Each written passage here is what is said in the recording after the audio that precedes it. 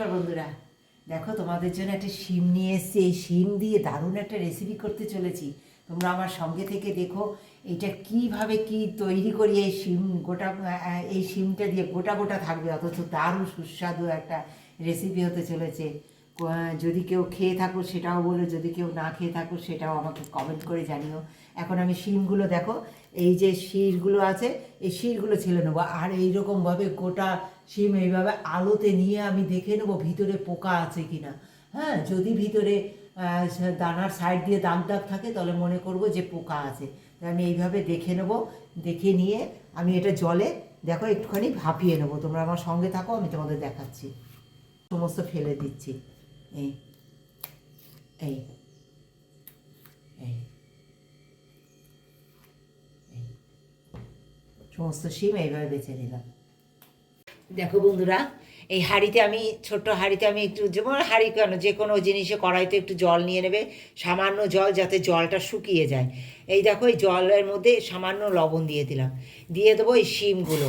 হ্যাঁ, সিদ্ধ হয়ে যাবে, জলটা শুকিয়েও যাবে। মানে সিদ্ধ মানে কি, একটু ভাপিয়ে নেবো, খুব বেশি সিদ্ধ করব না। হ্যাঁ, 60% এটা সিদ্ধ হবে, সেরকমভাবে এটা সিদ্ধ করে নেবো। মধ্যে কিন্তু লবণ দিয়ে আমি ভাপিয়েছি যেহেতু, তাই এতে লবণ দিইনি।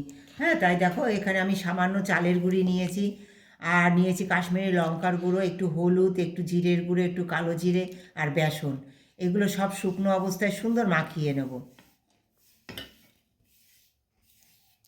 খুব ভালো করে মাখিয়ে নেব।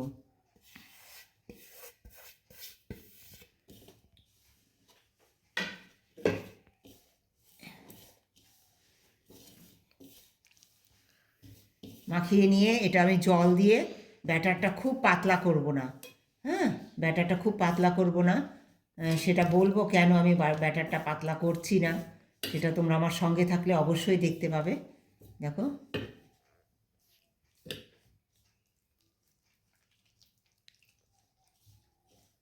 এই ব্যাটারটা রেডি করে আমি খানিকটা সময় রেখে দেবো।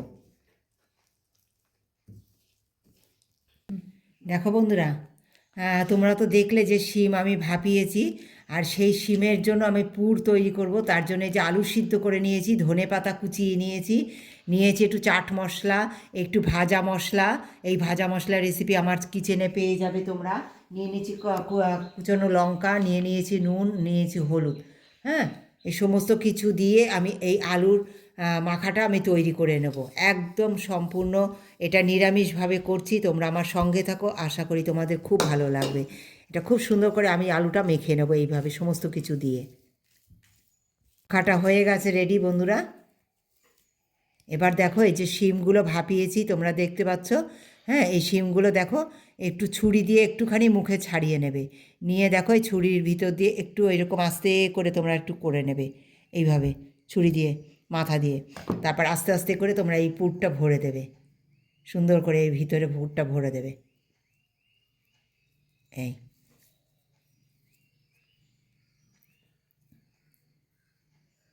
এইভাবে আমি সমস্ত পুরগুলো ভরে নেব বন্ধুরা। একটা পুরো এপাশ ওপাশ বেরিয়ে নেই। হ্যাঁ, আর দেখো কত সুন্দর, দেখো আমার পুরটা ভরা হয়েছে। এবার দেখো এই ব্যাটারের মধ্যে সুন্দর, তোমরা দেখলে ব্যাটার তৈরি করেছি। এই ব্যাটারটা মোটা করার কারণ হচ্ছে এটাই। হ্যাঁ, যাতে পুরটা কোনো দিক দিয়ে বেরিয়ে না থাকে, সুন্দর লেগে যায়, ব্যাটারটা চারিদিকে লেগে গিয়ে আমার ভাজাটা সুন্দর হয়। আর দেখো এই যে তেল গরম করে নিয়েছি, তেলে সুন্দর দিয়ে দেবো।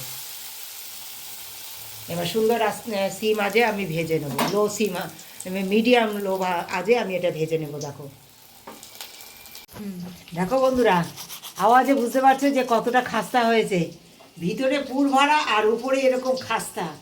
দারুণ একটা রেসিপি, কিন্তু তোমরা একবার এই শীতে এই শিমের পুর ভরার পকোড়ার রেসিপিটা করে খেয়েও যদি ভালো লাগে অবশ্যই একবার কমেন্ট করে, লাইক করে আমার পাশে থেকে বন্ধু হয়ে জানিও।